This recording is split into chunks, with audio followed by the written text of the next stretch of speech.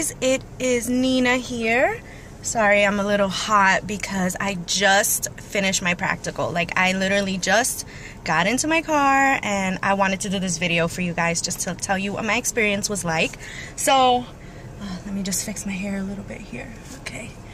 Whew, hot.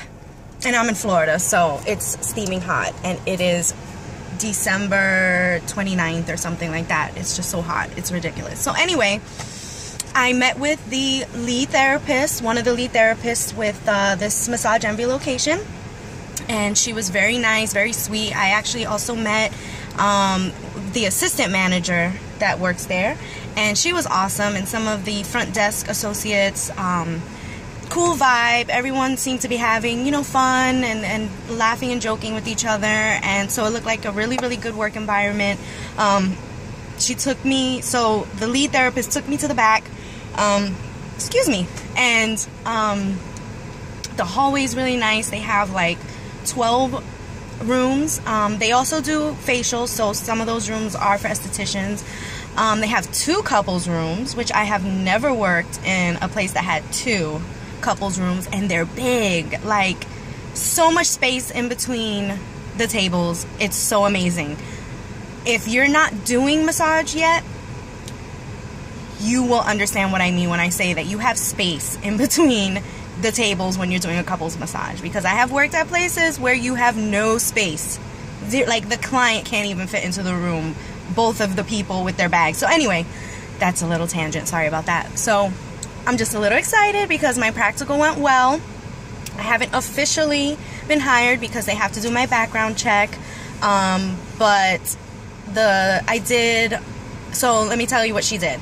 So she brought me back to that couple's room. She told me exactly what she was looking for, which is typical when you go do your practicals. Mostly, they will tell you exactly what they're looking for and give that to them.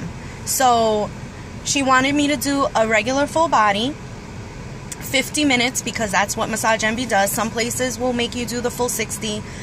When I worked at the place that I was lead at, we only had them do 30 minutes and just upper body. So every place is going to be different, so just make sure you listen to the instructions that the person who's doing the practical with you tells you. So she had me do a full body.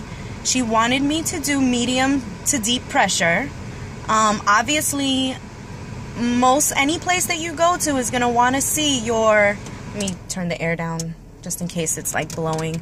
Any place that you get a job with for massage, they're going to want to see your Swedish relaxation massage and your deep tissue. You have to practice both. And what I do is, of course, you start out with the Swedish, but quickly transition to the deep tissue. I know that when you're in school, they might tell you, you know, you have to ease into the deep tissue because you don't want to startle the muscle too quickly.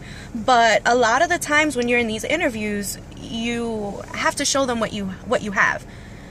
So show them as much pressure as you can. Don't try to kill them. You know, just make sure that you are showing them your range so they know that, okay, if we hire this person, she can do Swedish light relaxation massage that client's going to want. And if we have somebody who wants that deep tissue, she can also do that. So they make sure that you know to do both. And so she did want to see my consistent pressure. She specifically said medium to deep pressure, consistent throughout the whole massage. Because what happens is you'll start out strong, and when you get to the arms or when you get to the legs, some people tend to lighten up a little bit, which is fine because sometimes those areas of the body can be more sensitive.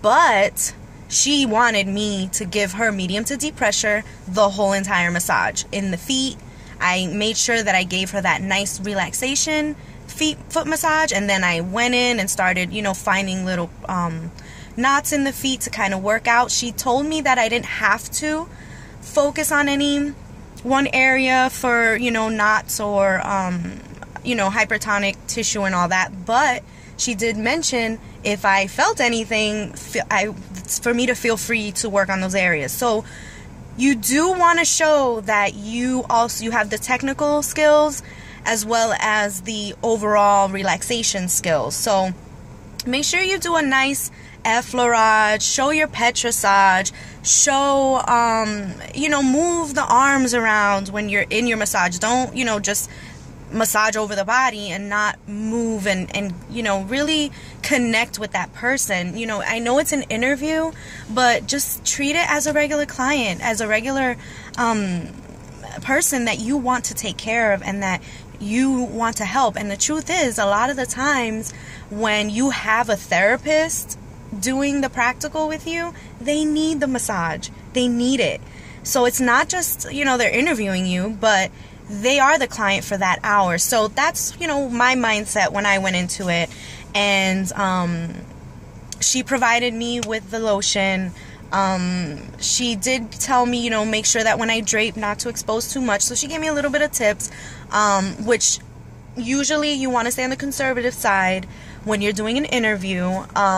Most places, they, don't want you draping, if you're going to work on the glutes, they don't want you exposing the whole glute area, but some places are okay with that. So it seems like Massage Envy is a little bit more conservative because they are a corporate company and they know that, they have to be careful with not giving the wrong impression to the clients. You want the clients to feel safe and secure and trust you. So anyway, she gave me exactly what she needed. She was very nice, very friendly. My interview started right on time.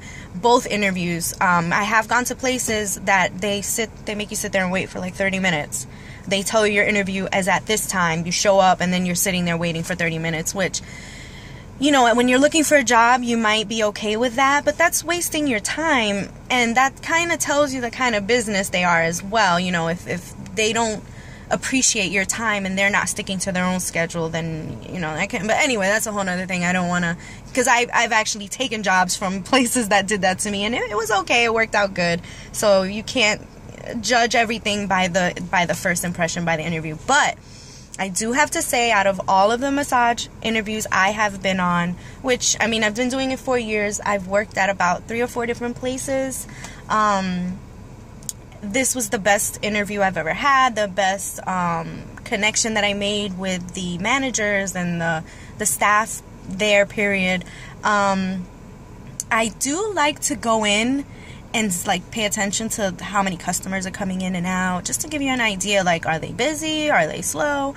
Massage Envies are usually very busy, which is one of the reasons why I did want to work for them, because you want to be busy. A lot of people I said earlier, or in my other video, that some massage therapists will complain that they work you too hard, but the truth is, on my application paper, they asked me how many hours of hands-on time could I do, how many before I needed a break. So as long as you're honest with them and you give them what your limit is, they're going to follow that. If you tell them you can do 10, they're going to give you 10. So don't be mad when you're getting 10 massages a day and you're tired. Tell them, my range is 6, usually max, if I'm working 4 to 5 days a week. I live a little bit far from this location, so I don't want to have to drive too much. So I'm trying to do 3 days a week, and I can do 8 each day, which for some people might seem a lot, but I'm only working 3 days, so I have 4 days to recover and feel great and all that good stuff, and I'm not driving as much. So anyway, so I gave them my paper for a background check, because they do a background check on you.